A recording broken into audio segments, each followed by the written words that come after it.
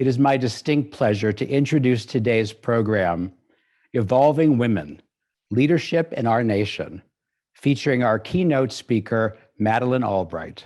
Dr. Albright is joined in conversation today by Mr. David Rubenstein.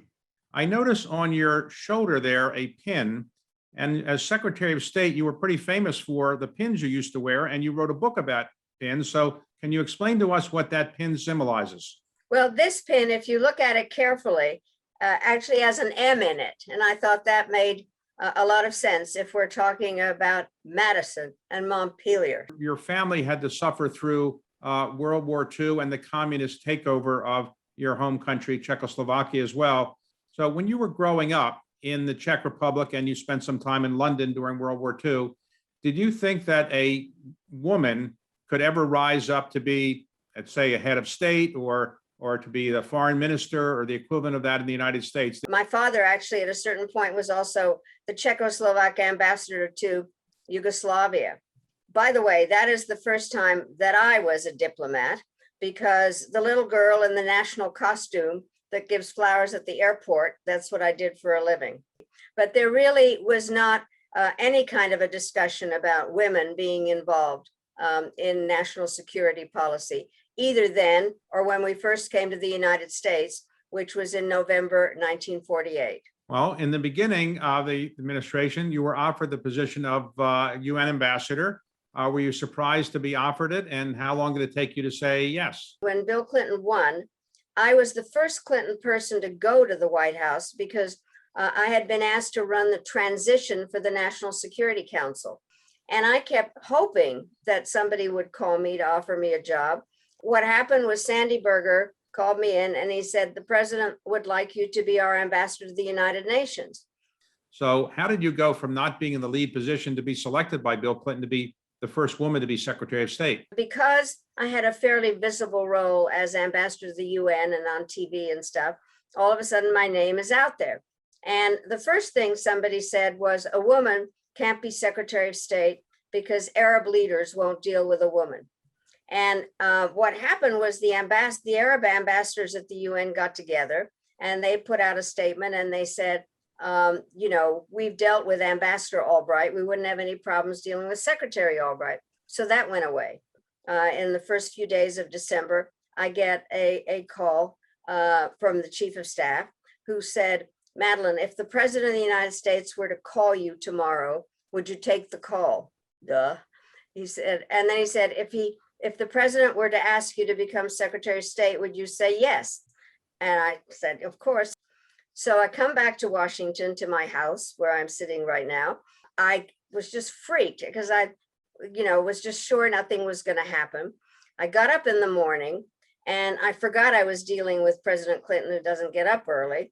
And I was afraid to even take a shower. And I'm sitting there in my pink bathrobe and the phone doesn't ring and the phone doesn't ring. And I kept saying, he's changed his mind. He's changed his mind.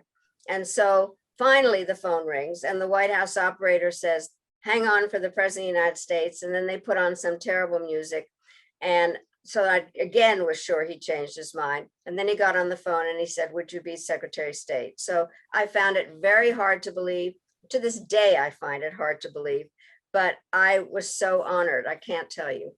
I wonder when you'll both be out to our site to be able to see you face to face and to be able to have some of these great conversations together. Well, I would love to be able to come. I think it would be great. And having been locked up now for a while, but I think it would be wonderful. It looks beautiful. I so understand the history that is there and the way David put it about really seeing it and then being able to understand where so many citations come from and so much of the atmosphere. So anytime that we can figure it out. Montpelier plays an important role in our country's history. The man most responsible for the Constitution under which we live today is James Madison. Amazingly, 230 years after this Constitution was adopted, we've amended it 27 times, but 10 of those are the Bill of Rights. So really only 17 times, and some of those amendments have gone away as well. So who would have thought 230 years ago that a document that was conceived of by James Madison and he helped craft it would still be the governing document for this country. Extraordinary. No other country in the world has a constitution that has lived as long or has been amended as infrequently as this one. The document has its flaws, for sure. It had a birth defect in allowing slavery and not permitting women to vote, among other things.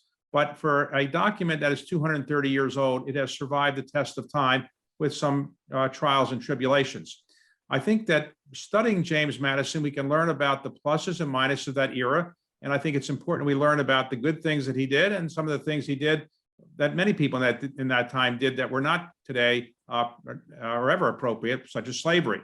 But I do think that we owe all of the founding fathers a bit of gratitude for putting together a country which has come together and done, I'd say, extraordinary things. We've made our mistakes, but the country really has, I think, been able to do what it's been able to do in large part because of what is in the Constitution with its amendments. So I just think that people want to think more about it and have a chance to visit Montpelier. It's a very good thing to do, and bring people to Montpelier because you can see a little bit about how James Madison lived, but also how the slaves who lived there also lived. And you can learn a lot more about the Constitution than you can anywhere else in this area. So thank you very much, Montpelier, for preserving this. And thank you, Madeleine, for engaging in a very good conversation with me.